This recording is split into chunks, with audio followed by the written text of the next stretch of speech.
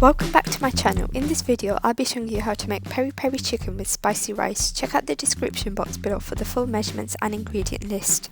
Begin by seasoning the chicken strips to your taste, and then I'm going to add in 1 cup of the Regals Peri Peri marinade. I'm using 1 kg of chicken strips here, so you can adjust the recipe accordingly, and then using your hands you just want to massage the marinade in really well.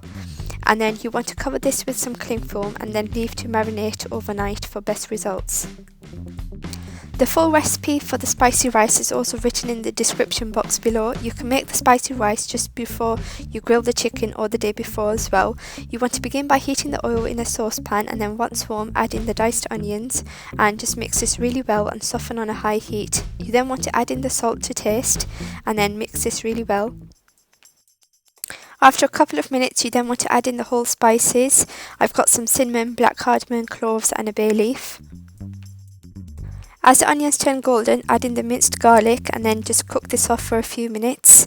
It should start looking a bit golden, and then at this point you want to add in the chopped tomato puree, turmeric, chili powder, you can adjust this to your taste, paprika, crushed chilies, and then just give this a really good mix. You can turn the heat down at this point, and then you also want to add a little bit of water to avoid the spices from burning.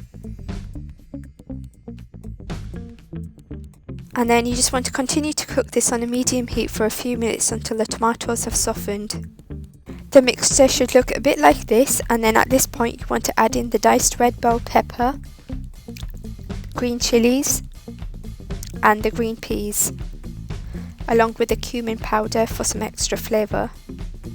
And then just give this a really good mix. You want to cook this mixture for just a few minutes until the peppers have softened.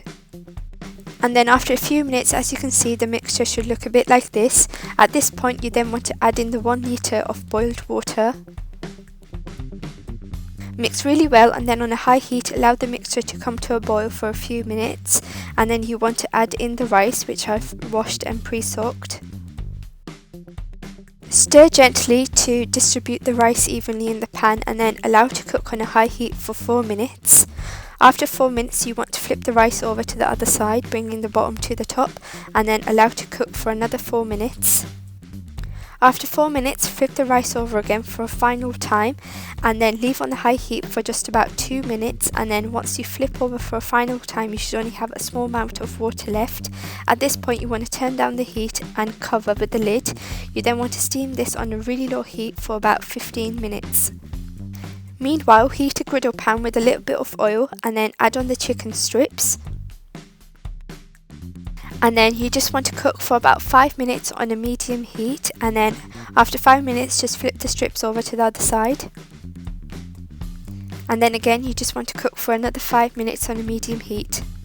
After 10 minutes of cooking the chicken strips on a medium heat, you can turn up the heat to high and start to give the chicken strips a bit of colour. This will only need about a minute on each side, and then you can turn off the heat once you're happy with the colour.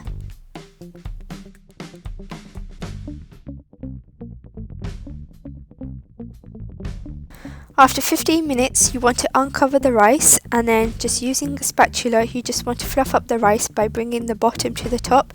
This will just make sure that the rice doesn't stick to each other.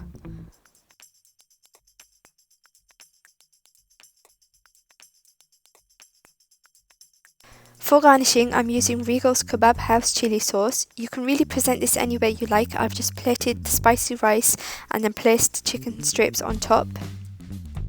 If you like this recipe, make sure to like, comment and subscribe to my channel. Make sure to press that bell notification so you can be the first to be notified about all my upcoming videos. You can also follow me over on my official Instagram page. The link is in the description box below. Thank you for watching, and I'll see you in my next video.